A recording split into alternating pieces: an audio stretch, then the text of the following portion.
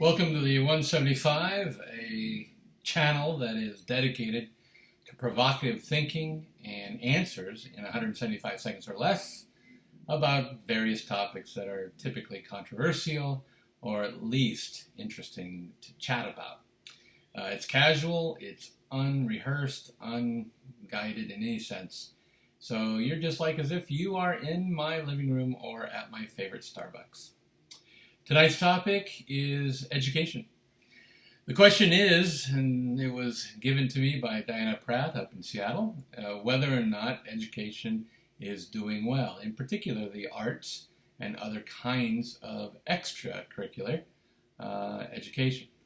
Well, as far as I'm concerned, the public schools, unfortunately, are a mess, and God bless those public school teachers that are actually trying to do what's right.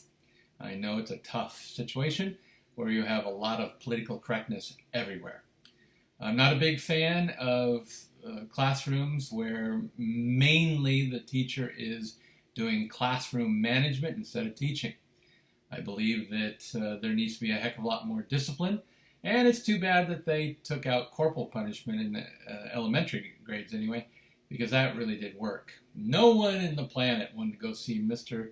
Christofferson because he had one of those paddles, and those paddles had a little hole in it, actually several, and you would get one swat if you disobeyed your teacher in a disrespectful way, and I think that'll bring that all back, because I think it's right. But unfortunately, we have helicopter parents, parents that just can't get it through their head that their kid can do anything wrong.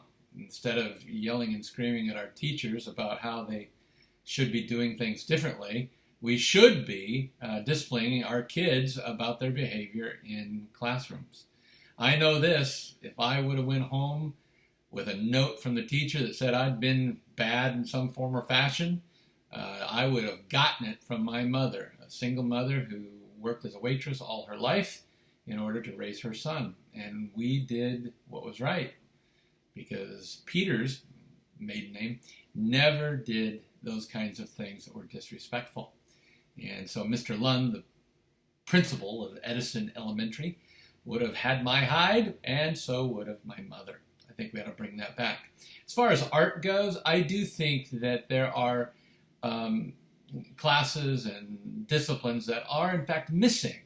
Art, wood shop, metal shop, all sorts of things like that. Even the standard home ec. Unfortunately, the political correct folks of the NEA have gotten a hold of all of those things and got rid of them and put a whole bunch of mushy stuff in there, including things about sex education for kindergartners, as well as LBGT issues, which drive me nuts, because I don't think children should be learning about those things, let alone going through some sort of gender fluidity curriculum that is now running amok here in California. Mr. Newsom, the governor, has also signed a bill that says you can't suspend kids anymore under 6th grade. And I think it's all the way to 8th grade on a temporary basis through 2025 because kids, quote, need to be in school.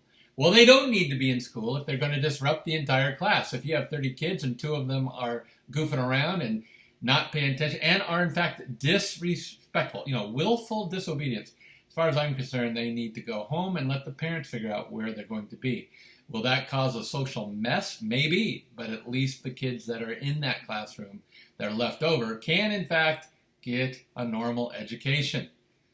Sorry I'm a little over, but man, this whole education thing drives me nuts. So bring back art, bring back music, bring back, woodshop. And I was lousy at it. But I think there's something to be gained from that. Even auto shop would be terrific, even though I know nothing about cars.